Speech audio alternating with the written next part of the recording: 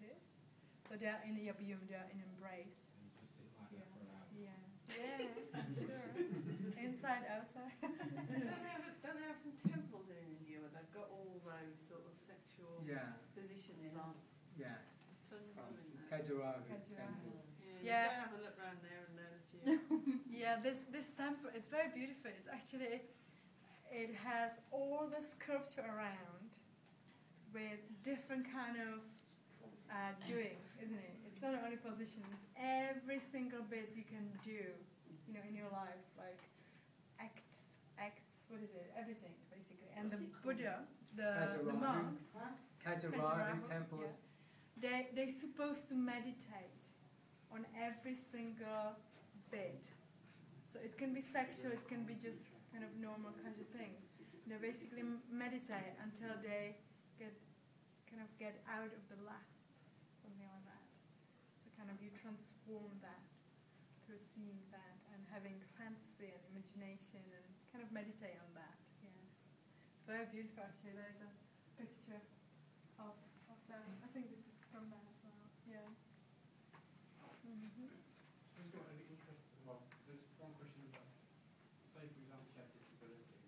Like, is tantric sex accessible to people with disabilities? Sure. Definitely it is. Yeah, I mean, I would say, you know, it's not an obsession about position. No. It's not at all. We're making jokes. I mean, the position stuff, that's all an external stuff. It's an internal shift in experience you're looking at. It's an inner transformation of your energy, which you're doing, and so it doesn't really. It's more how you're using your energy.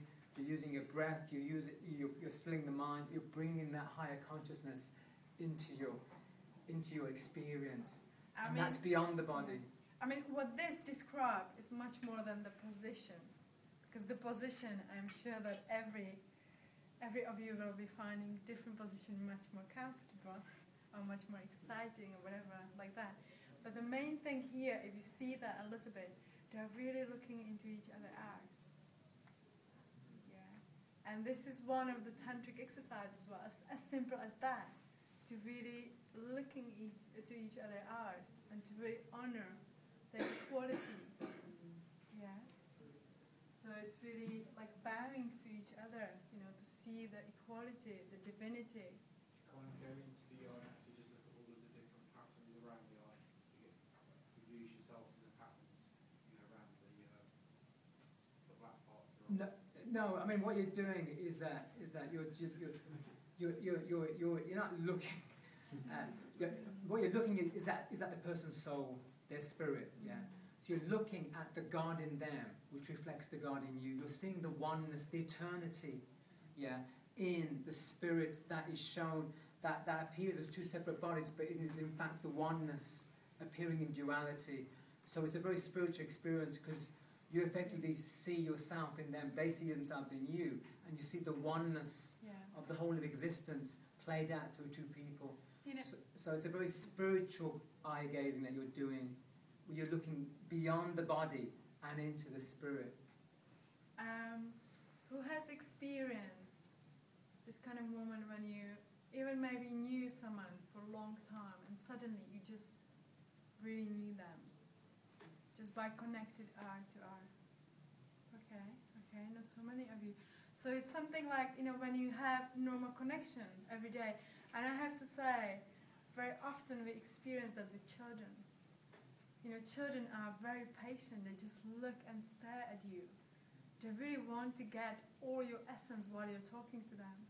They are not affected by emotions like something like, I don't want to even respond to her now, you know, or all those kind of masks and all those layers which we have normally. Someone look into our eyes and we already know that we don't want to talk to them, for example. You see that? But with kids, they're just so fascinating. That's new. That's something, what will I see right now?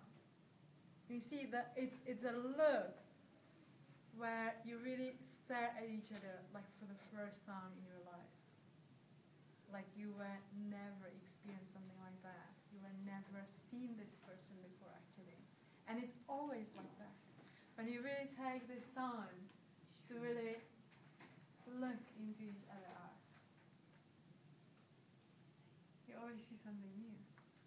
You always find something absolutely amazing. And it can be just beauty because it's the reflection of you. It can be just beauty, it can be just calmness, it can be whatever, but it's always the dance between yourself, and it's very much the reflection of you as well. That's why people, they go to spiritual places and they see some of these, like, following the spiritual path for a long time, meditated a lot. And you see, apparently, you sit down with them, they're kind of like, their eyes are kind of like really calm waters, and they can see all of the conflicts in your eyes, and you all the conflicts in your mind. It's the stillness which creates this knowing, really. It's that you're so still that the message, the truth, basically arrive. And that's something which we really lost because we don't have time. We all say like, I don't have time to even sit with you. Or I just want to really have my cup of tea. Like, what is it? Why we don't look to each other? We would know so much about each other, so much. But eye contact's scary in our society, I think. If you actually look into somebody's eyes for more than a few seconds. So why do you think that it's so scary? I think because maybe we all wear a mask, and as soon as you see that they're wearing a mask and they're unsure of their footing in their life, you suddenly go, oh Christ, that's me, that is. That's So as I said, there's the natural aversion, and this 15-second assessment is from normally straight from the face to the genitals, maybe. So if you ask, like the person that sees a crime, and they've all got a different image of the person that committed the crime, they all saw the same person, but they're not actually looking. Just sort of skim glimpse, and then you move on quickly. But when you realize that beyond the layers and beyond the mask, it's real you, the most beautiful and divine human being and spirit, then people really, more melt into that, kind of are open to do that. But very often we really wear the mask because if you meet someone in the office, you don't want to stare into their eyes. You really don't want to know their secret. And that's how we are. We are living corporate life most of the time.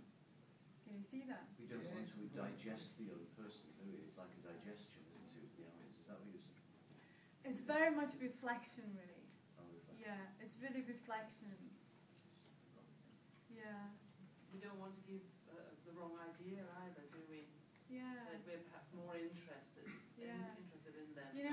You always, very, very, very, very true, because you always see in the person what you want to see, isn't it? That's what is the reflection. We always really want to see what is there.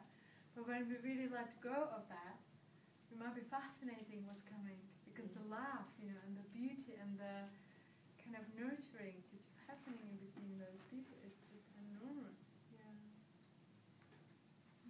And we're looking beyond the illusion. All the spiritual paths. Many of them say there is only one of us here. There's only one I in this room, appearing as many bodies. And so when you look beyond that and you look in someone's eyes, you eventually see yourself. Because there only is one consciousness, one field of consciousness appearing as separate beings. And so as you drop and you merge, there is that sudden, wow, let go of this individual separate, trying to be an individual separate self, which creates the struggle and creates the tension, and you realize that you're one with everything, and everything is one with you.